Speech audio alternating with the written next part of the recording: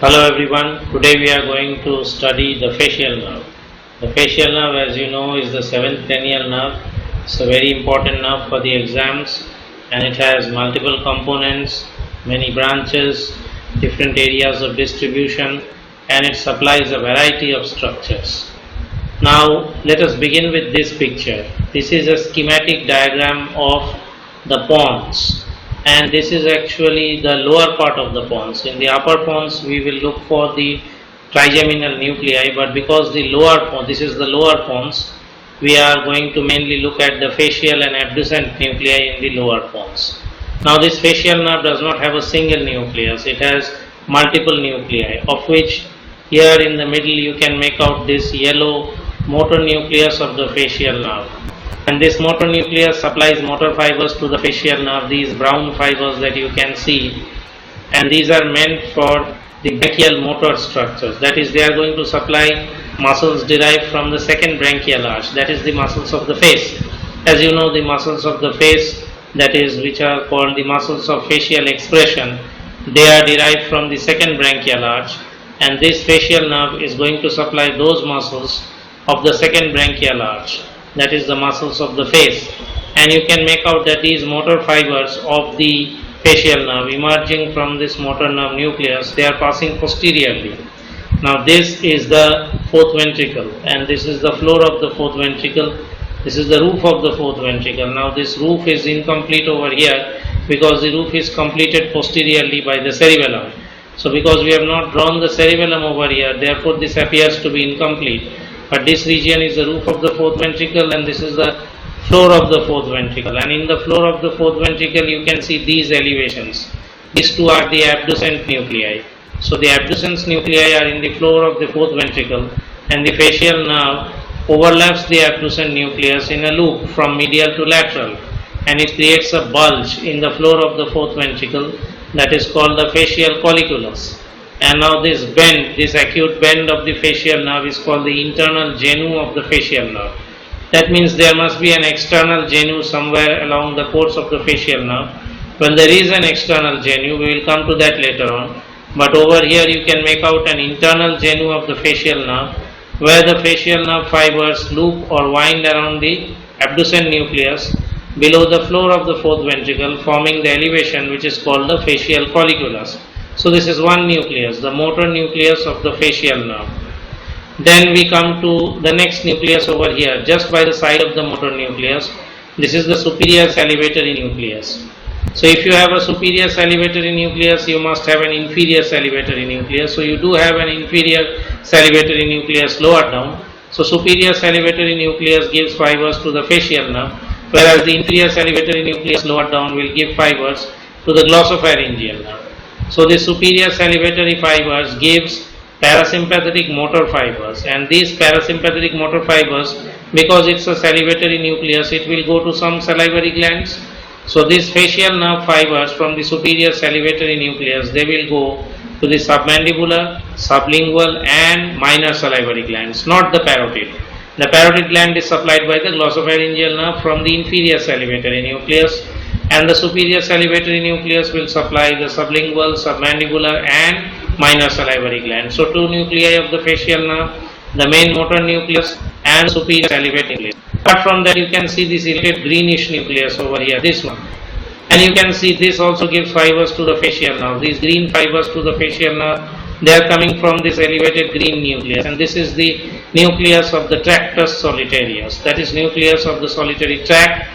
And this nucleus tractus solitarius is meant for taste sensations and visceral afferent sensations. Now, for the facial nerve, this gives taste sensory fibers, and these taste sensory fibers are carried from the anterior 2/3 of the tongue by the chorda tympani branch of the facial nerve, and some from the taste buds of the soft palate through the greater superficial petrosal nerve. So this is the third nucleus of the facial nerve, the motor nucleus, superior salivatory nucleus and the nucleus tractus solitarius for the taste sensory fibers. So these taste sensory fibers from the anterior 2/3 of the tongue, excluding the valette papillae, of course, the valette papillae are supplied by the glossopharyngeal nerve.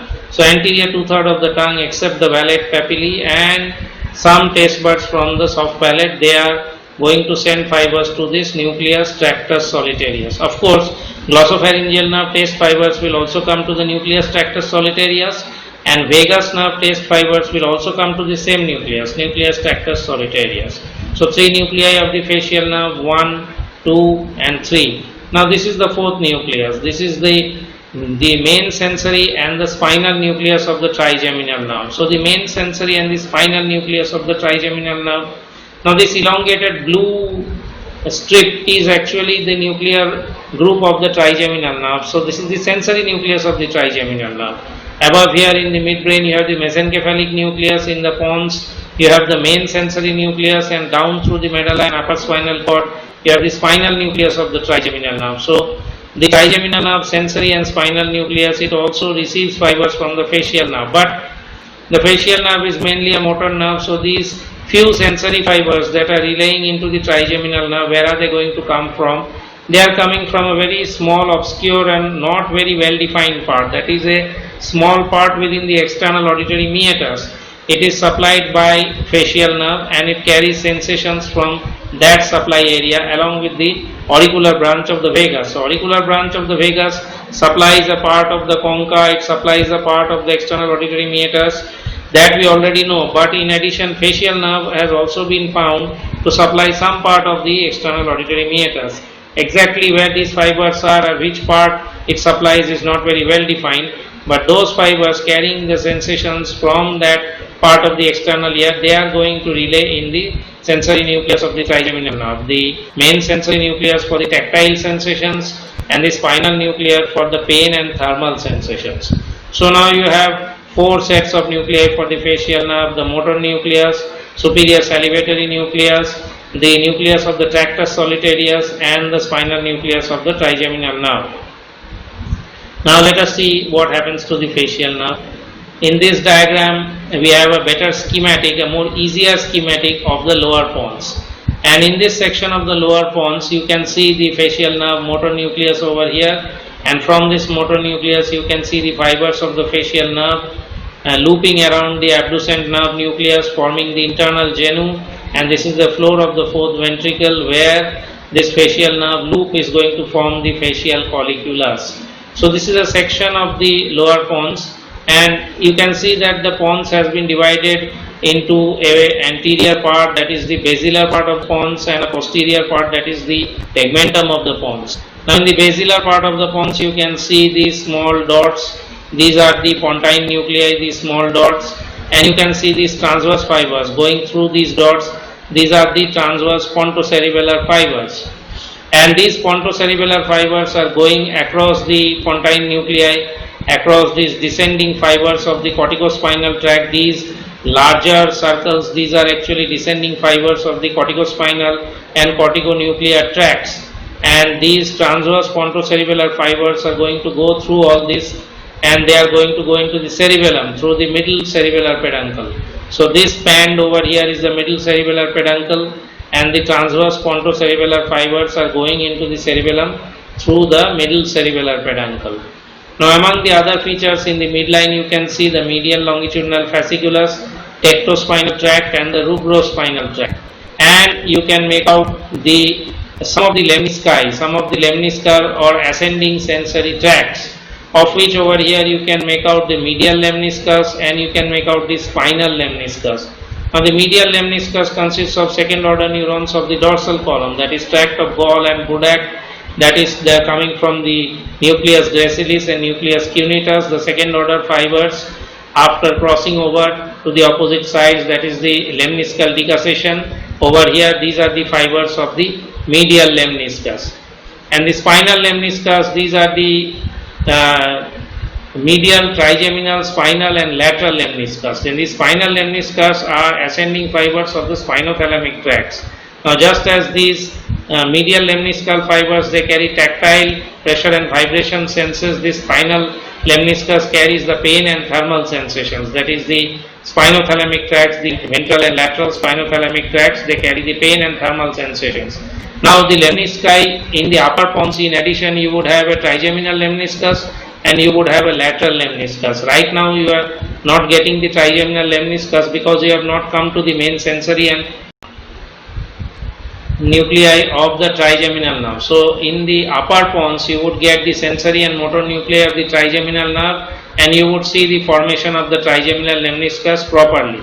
So actually all the lemnisci are present in the upper pons, that is medial, trigeminal, spinal and lateral. Now lateral lemniscus would be somewhere here, they would constitute the fibers of the auditory pathway. Now here you have the cochlear nuclei, and in the corner somewhere here underneath the floor of the fifth ventricle, so you have the vestibular nuclei. So the vestibular and these cochlear nuclei are in this corner of the floor of the fourth ventricle.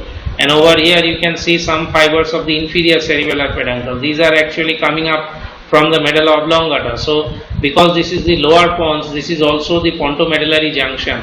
And at the pontomedullary junction, in this corner pocket of the floor of the fourth ventricle, you have the vestibular and the cochlear nuclei. And these are going to give rise to this, cochlear nuclei are going to give rise to this auditory pathway, and the ascending auditory pathway is going to form the lateral lemniscus, partly from these cochlear nuclei and partly from these fibers of the trapezoid body. These are also part of the auditory pathway. So higher up in the pons you will get all four lemnisci, medial, trigeminal, spinal and lateral.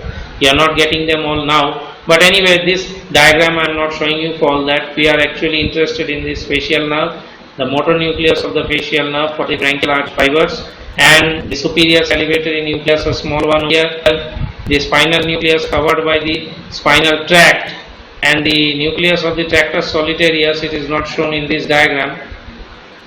Anyway, you have got 3 out of the 4 nuclei. You have got the motor nucleus, you have got the superior salivatory nucleus, and you have got the spinal nucleus and tract of the trigeminal nerve. Now this superior salivatory nucleus is also supposed to give, is not only supposed to supply fibers to the submandibular, sublingual salivary glands and the minor salivary glands. This is also supposed to supply the lacrimal gland, but now it is being said that there is a separate lacrimatory nucleus, that is the superior salivatory nucleus is not going to supply the lacrimal gland. Rather the lacrimal gland is going to have a separate nucleus by the side. So you have a superior salivatory nucleus, and by the side you are supposed to have also a lacrimatory nucleus, which is destined to supply secretomotor fibers to the lacrimal gland. Now here you have seen that of all the fibers of the facial nerve, you have 2 motor set of fibers and 2 sensory set of fibers. Now the motor set of fibers, one is for the muscles of facial expression, and one motor is the secretomotor fibers for the lacrimal gland and the salivary glands.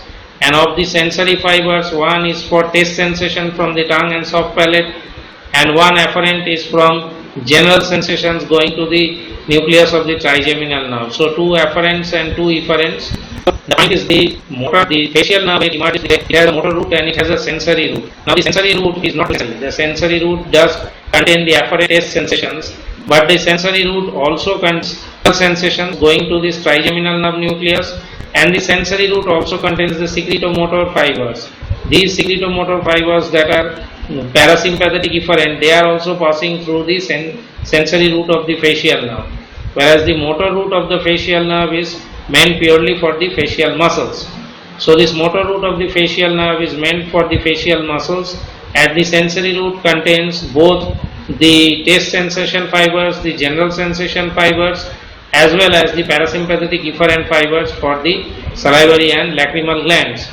Now you must keep in mind that these motor fibers of the facial nerve, although we are saying they are meant as purely motor fibers for the muscles of sensory facial expression, some proprioceptive sensory fibers, some fibers for proprioceptive sensations may travel back through this motor of the facial nerve also, and they are actually meant for the mesencephalic nucleus of the trigeminal nerve, where you have the proprioceptive relay center for the head and neck.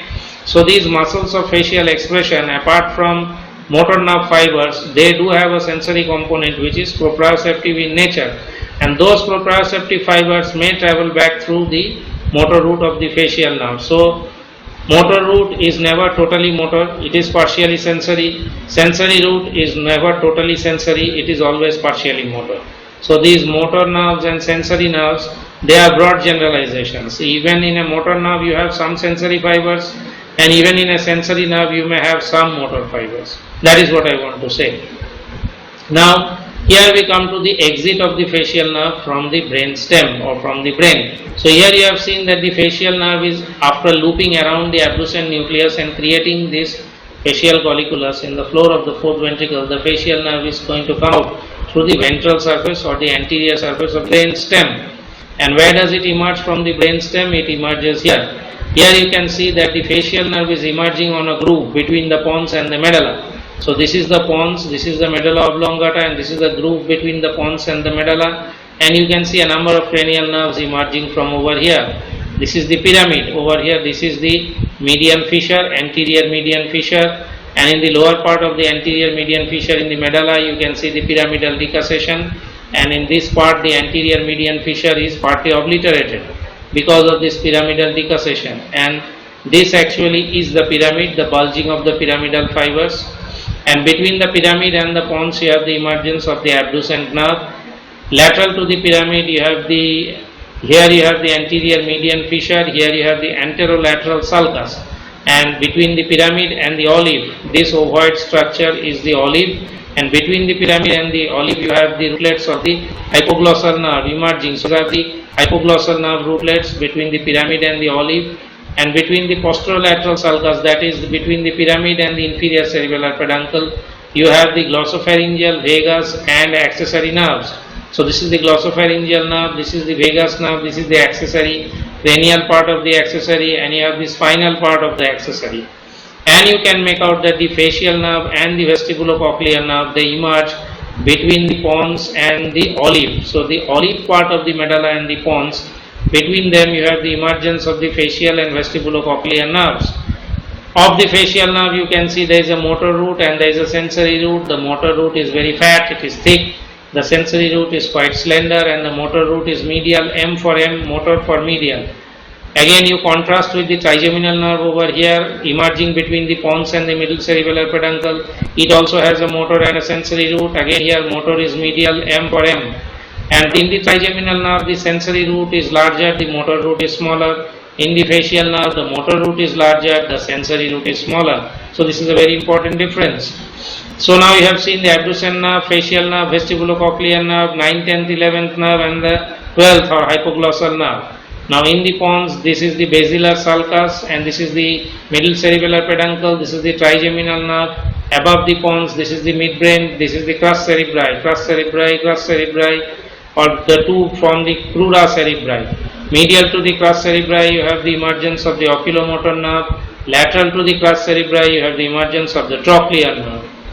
And beyond the midbrain over here you are coming into the undersurface of the diencephalon, and you can see here the optic nerve, optic chiasma, optic tracts enclosing the crura cerebri, and here you have the interpeduncular fossa, the diamond shaped space on the base of the brain between the optic tract and the crus cerebri. So you have the optic chiasma, optic tract, crus cerebri, and over here you have the upper border of the pons, and in this diamond shaped space you have the infundibulum, that is the stalk of the pituitary, you have the mammillary body, and you have the posterior perforated substance. So along with the facial nerves emergence from the brain stem, we have actually studied a lot of other structures. So let us see what happens to the facial nerve from here. Where does it go from brain stem after emerging from the brain stem? But before that, before letting it pass from the brain stem to the internal auditory meatus, we have studied the nuclei of the facial nerve, but what about the supranuclear connections, that is the connections between the cortex and the facial nerve nuclei. And so let us look at the higher connections of the facial nerve here. Here you can see the two facial nerve nuclei, and here you can see the corticonuclear fibers that are connecting it with the cerebral cortex. So these facial nerve nuclei are connected to the motor areas of the cerebral cortex, where you have the homunculus and the area representing the face in the motor homunculus. So the motor nerves to the facial nuclei are connected to the motor cortex in the cerebral cortex, where you have the cerebral homunculus of Penfield and Rasmussen, and in that homunculus or inverted picture of the body you have the facial area. So this facial nerve nuclei has got higher connections to that part of the cerebral cortex. Now you can make out that the facial nerve nucleus has been split into an upper part and the lower part. For the upper facial nucleus, you can see, for the upper facial muscles, you can see that they have bilateral cortical representation. It is connected to the cortex on this side, it is connected to the cortex on this side. But for the lower facial muscles, you can see that it is connected only to the opposite cerebral cortex. Although you cannot actually split the facial nerve nucleus horizontally and say this is for upper facial muscles and this is for facial muscles by folds.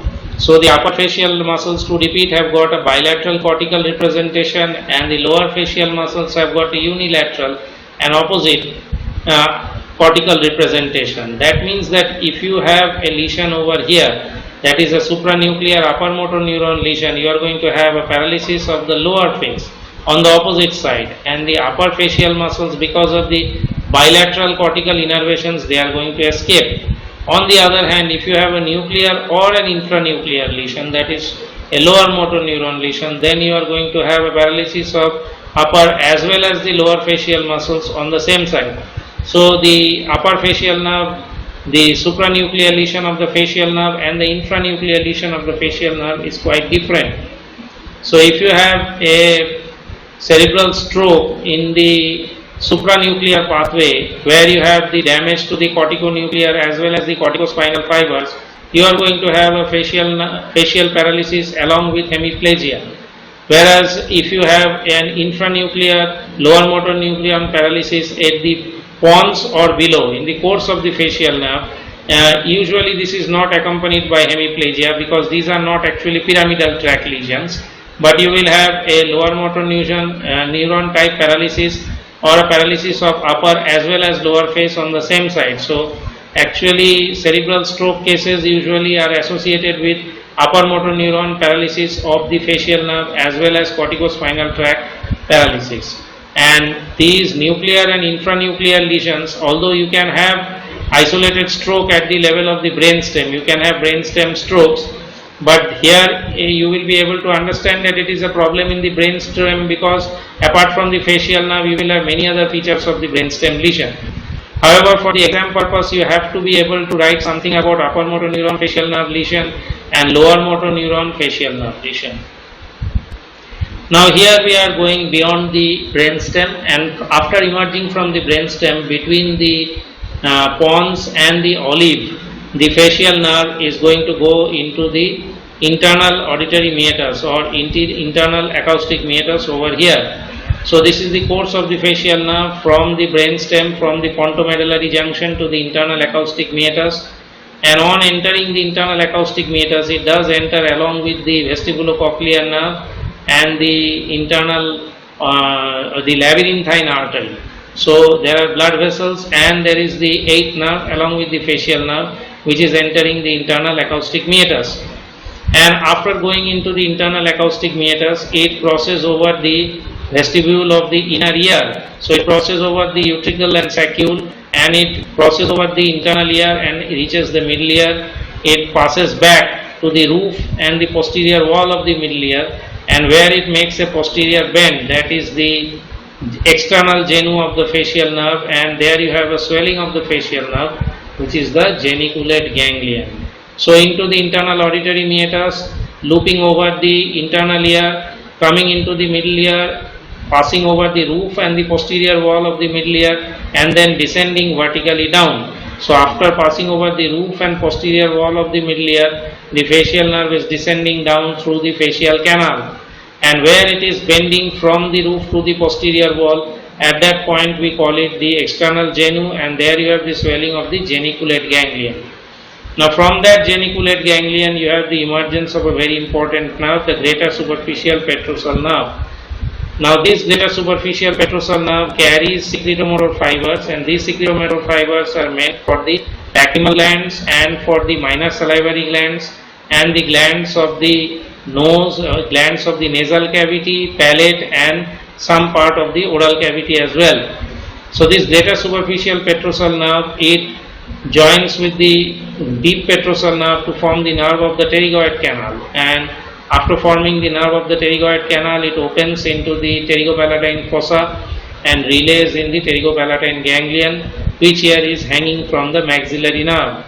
And after relaying in the pterygopalatine ganglion the facial nerve fibers, some fibers pass through the zygomatic branch of the maxillary nerve to the zygomatico-temporal branch of the maxillary nerve, and by a loop it communicates with the lacrimal nerve, which is the branch of the ophthalmic division of the trigeminal nerve, and goes and supplies the lacrimal gland with secretomotor fibers. So this is one pathway. Again, from the pterygopalatine ganglion through its nasal branches, it gives secretomotor fibers to the mucosal glands in the nasal cavity, and from the palatine branches of the pterygopalatine ganglion, that is greater and lesser palatine glands, nerves, it gives secretomotor fibers to the glands of the palate and the surrounding oral mucosa. Not only that, you know that there are quite a number of taste fibers on the soft palate. So taste sensations from the soft palate are also carried back up through the lesser palatine nerves and through this pterygopalatine ganglion without relay, and they are going to come and relay in this geniculate ganglion. So taste sensations are also passing back through the greater superficial petrosal nerve from the taste buds of the soft palate, and secretomotor fibers for the mucosal glands, they are also passing through the greater superficial petrosal nerve. Now in the remaining part of the facial nerve within the temporal bone, that is when it is going through the roof and the posterior wall of the middle ear cavity, it gives a branch that is called the nerve to stapedius, which supplies the stapedius muscle, which is attached to the stapedius and causes a damping of loud sounds into the middle ear, and this prevents excessive movement of the foot plate of the stapes. So nerve to stapedius. Another branch from this vertical part of the facial nerve is the chorda tympani. Now this chorda tympani is also a very important nerve. Just like the greater superficial petrosal nerve, the chorda tympani nerve carries taste sensations from the anterior 2/3 of the tongue except the valate papillae, and this chorda tympani provides secretomotor parasympathetic fibers to the submandibular ganglion and then again through the lingual nerve into the sublingual salivary gland. So this chorda tympani nerve actually comes and joins the lingual nerve in the infratemporal fossa, and through the lingual nerve it carries these taste fibers from the anterior 2/3 of the tongue. This is not directly through the chorda tympani nerve, but initially through the lingual nerve and then its connection with the chorda tympani nerve. Again, these fibers, secretomotor parasympathetic fibers, they are also derived from the chorda tympani nerve, but they travel with the lingual nerve and relay in the submandibular ganglion. Postganglionic fibers, some pass directly to the submandibular gland, some fibers go back into the lingual nerve and are distributed into the sublingual and other minor salivary glands. Now, beyond this chorda tympani, this descending part of the facial nerve in the vertical facial canal, it comes out through the stylomastoid foramen, and when it comes out to the stylomastoid foramen, it supplies a number of structures. It's through the posterior auricular branch, it supplies the auricularis posterior, and it also supplies the posterior belly of the digastric and the stylohyoid, and the remaining extracranial part of the facial nerve enters the parotid gland, and within the parotid gland it splits into its 5 terminal branches, that is temporal, zygomatic, buccal, marginal mandibular and cervical. So this is in a nutshell the part of the facial nerve outside the brain. Now let us look at some different views. Now here in this view you can see in details the entry of the facial nerve and the vestibulocochlear nerve into the internal auditory meatus. Now this is a very interesting diagram. Here you can see the internal auditory meatus and you can see the facial and vestibulocochlear nerve both going through the internal auditory meatus, and you can see the facial nerve jumping over the internal ear and taking the roof and posterior wall of the middle ear, and at that junction the external genu you can see the swelling of the geniculate ganglion, and from the geniculate ganglion you can see the emergence of the greater superficial petrosal nerve. Now the other branches of the facial nerve within the temporal bone are not shown over here, but what is shown is in this part. Although we are studying the facial nerve, we would like to take a look at these other structures that are being shown over here. Now here you can see the pons, and here you can see the flocculus of the cerebellum. Now this is the cerebellum, and the cerebellum has been pulled aside to show you the cerebellopontine angle. Now the facial and vestibulocochlear nerves, they are actually emerging from the cerebellopontine angle. Now this cerebellopontine angle is very important to neurosurgeons and head neck surgeons and ENT surgeons. because many tumors occur at the cerebellopontine angle, and exposure and study of the cerebellopontine angle is therefore very, very important. So let us see what structures we can see at this cerebellopontine angle. Through the pons you can see this trigeminal nerve. You can see the emergence of the trigeminal nerve. This trigeminal nerve over here is going into the Meckel's cave or the trigeminal cave just under the tentorium cerebelli, and here it is going to expand into the trigeminal ganglion. So this is the emergence of the trigeminal nerve from the pons at the junction of the pons and the middle cerebellar peduncle. Beyond the trigeminal nerve you can see the abducens nerve here, and this abducens nerve is going into the piercing the posterior wall, and it is going to take the lateral wall of the cavernous sinus. This is actually going into the cavernous sinus from underneath the petrosphenoid ligament. So this here is the abducens nerve, and then here is the anterior inferior cerebellar artery, because this in most cases gives the labyrinthine artery which is going to travel along with this facial and vestibulocochlear nerve into the internal ear. So here you can see facial vestibulocochlear nerve and the anterior inferior cerebellar artery, and below the facial and vestibulocochlear nerves over here you can see the 9th, 10th and 11th cranial nerve, that is the glossopharyngeal, vagus and accessory nerves. That means this opening here is the jugular foramen. So this is the trigeminal cave, this is the petrosphenoid ligament, the opening of the trigeminal nerve, this is the internal auditory meatus, and this is the jugular foramen. And this over here is the flocculus of the cerebellum, is the lateral part of the flocculonodular lobe. And this over here is the choroid plexus of the fourth ventricle. This is emerging from the cerebellopontine angle, that is, it is emerging from the lateral aperture of the fourth ventricle. So you know the fourth ventricle has got one median aperture, the foramen of Loschka, and two lateral apertures, the foramen of Magendie. So this choroid plexus is emerging from that lateral aperture of the fourth ventricle. So a lot of interesting things can be seen in this diagram apart from the internal auditory meatus. Now this again is a picture of the temporal bone, so that you can look at the internal auditory meatus and you can understand that the facial nerve and the vestibulocochlear nerve will enter through here, pass over the internal ear, go into the roof of the middle ear and the posterior wall of the middle ear, and descend down like this through the vertical facial canal through the stylomastoid foramen. Now here you are looking at the interior of the internal acoustic meatus, and in the interior of the internal auditory meatus, the medial end of the interior auditory meatus has this sort of an arrangement where you have different structures piercing this vertical bony partition and going over or into the internal ear.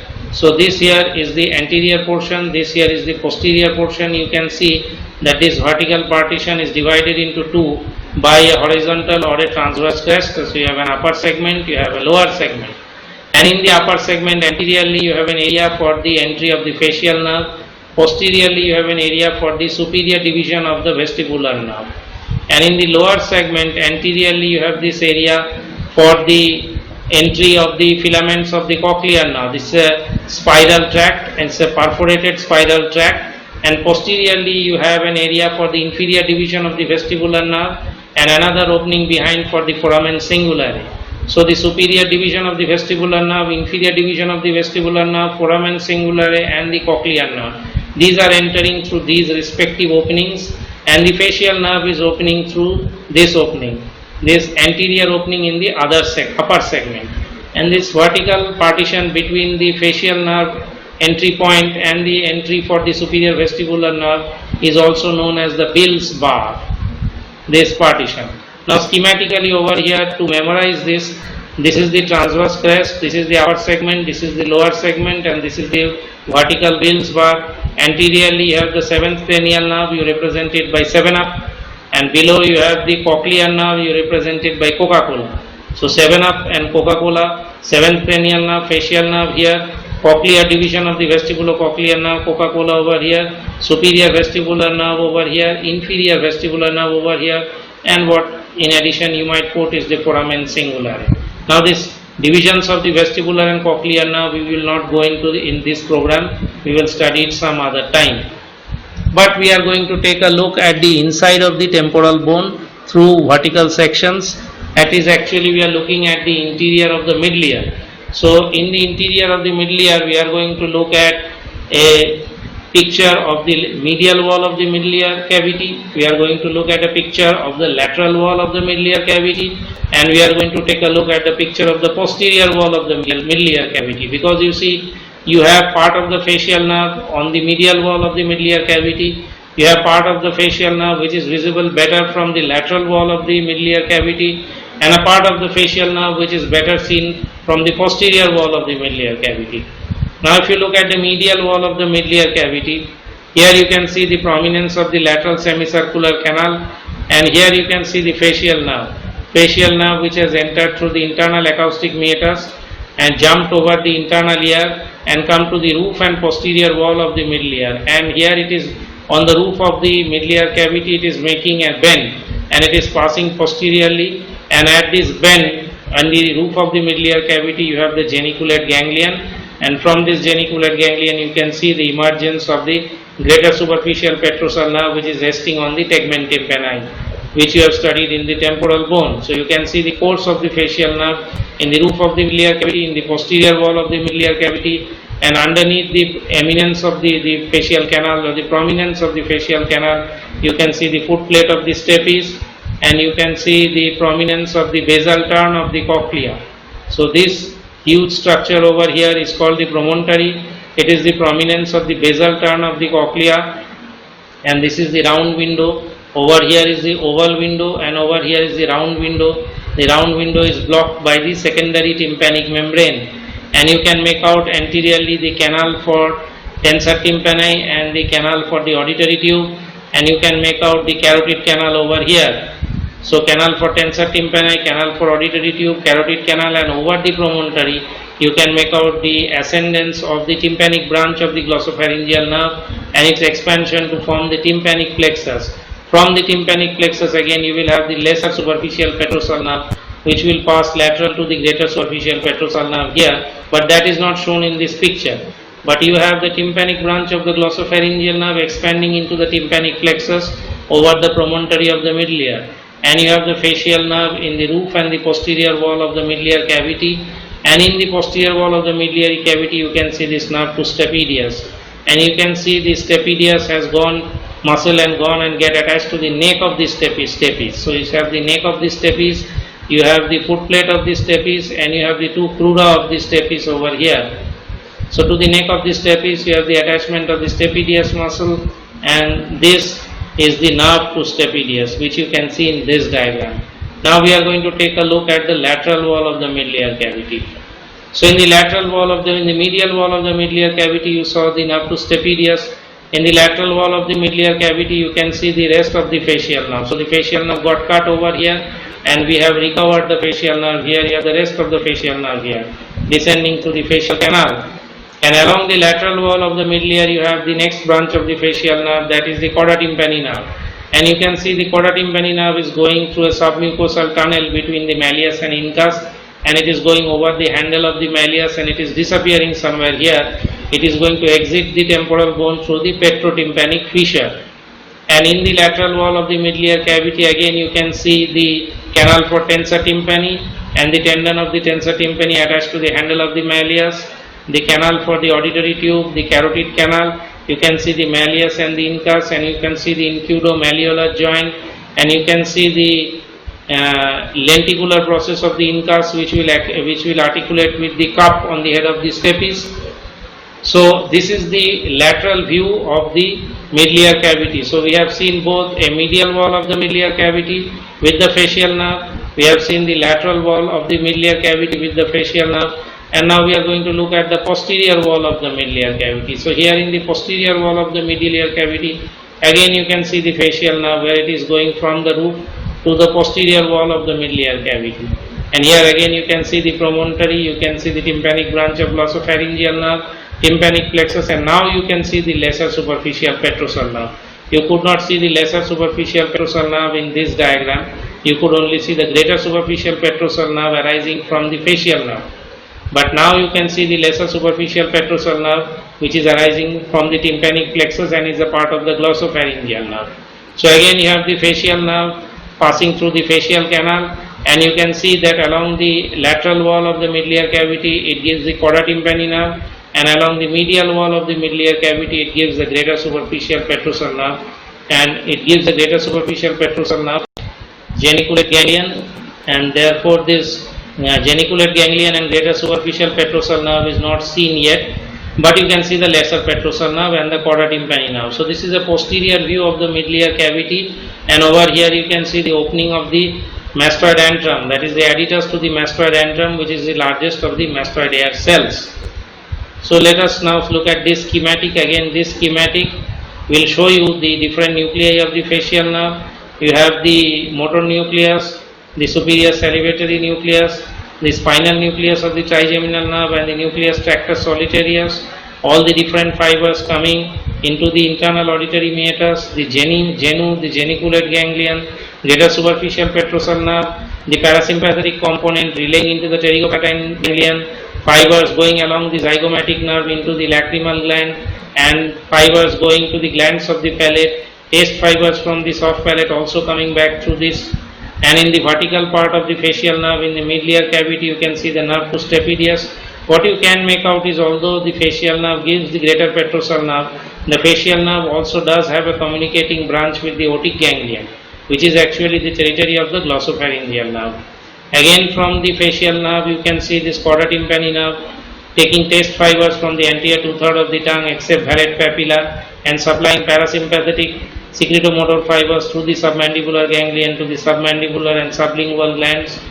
And you can make out the very small and disputed area of the sensory supply of the facial nerve in the external auditory meatus, along with the auricular branch of the vagus. That part of the facial nerve which is supposed to go to the spinal nucleus of the trigeminal nerve.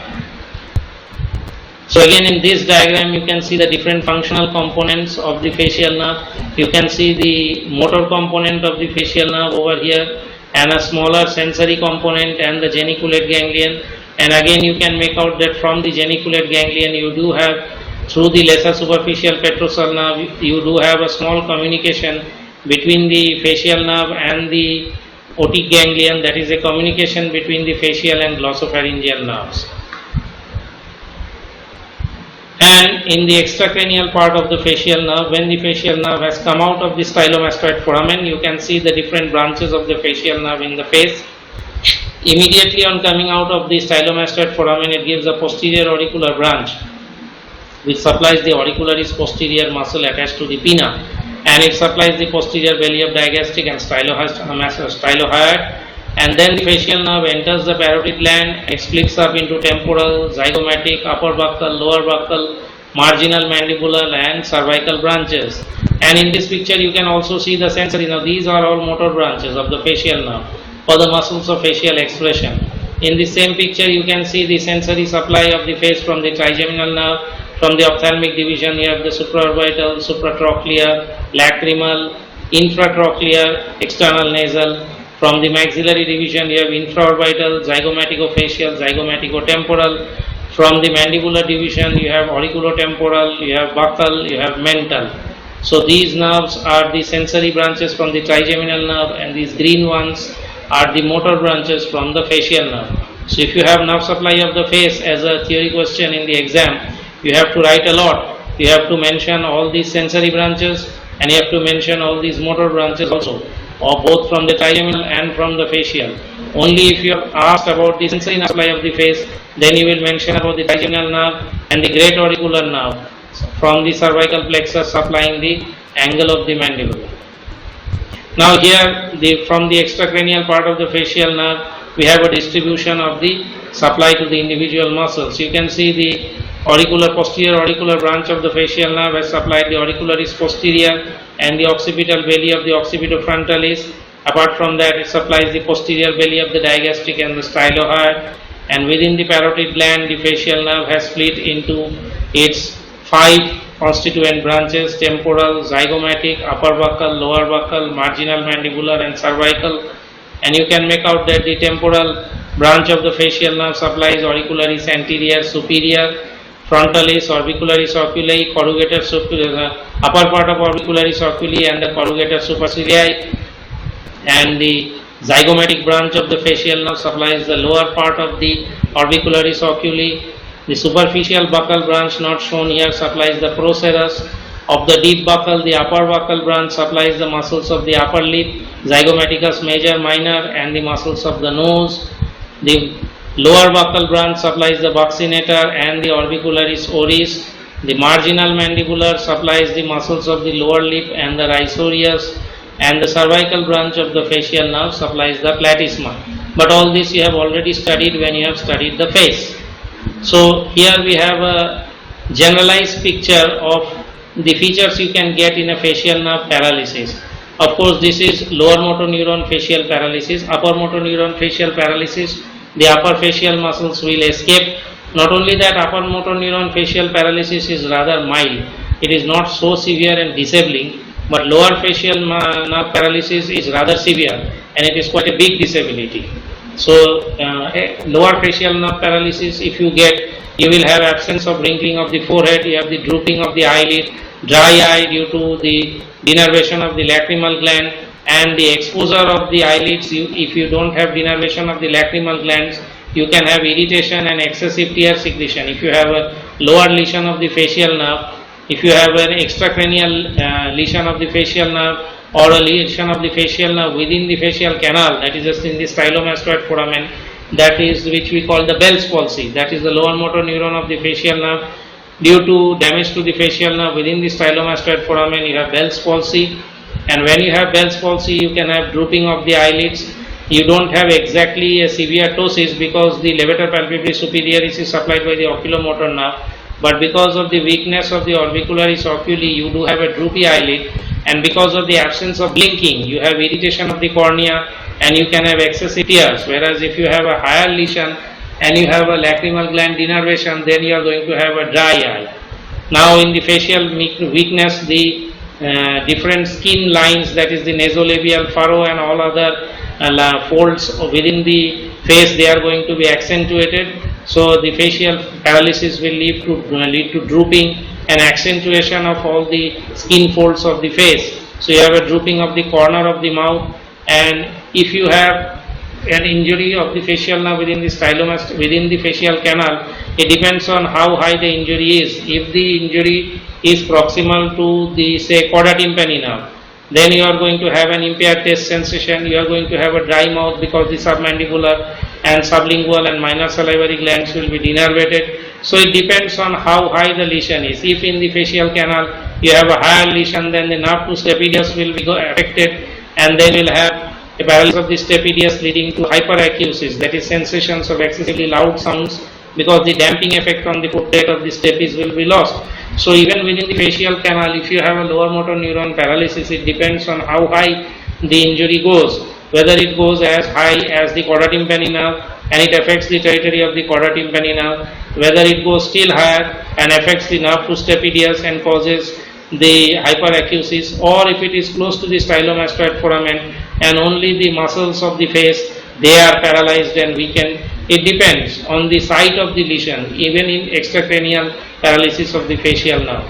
So in Bell's palsy, where you have the weakness of the muscles of the face, you have the weakness of the forehead muscles, you have the drooping of the eyelids, you have lack of blinking, you have accentuation of the nasolabial furrow, you have drooping of the corners of the mouth, you have, because of the paralysis of the buccinator, you have the impaired whistling and blowing movements, you have accumulation of food in the mouth. So if you do have a Bell's palsy, what are you going to do?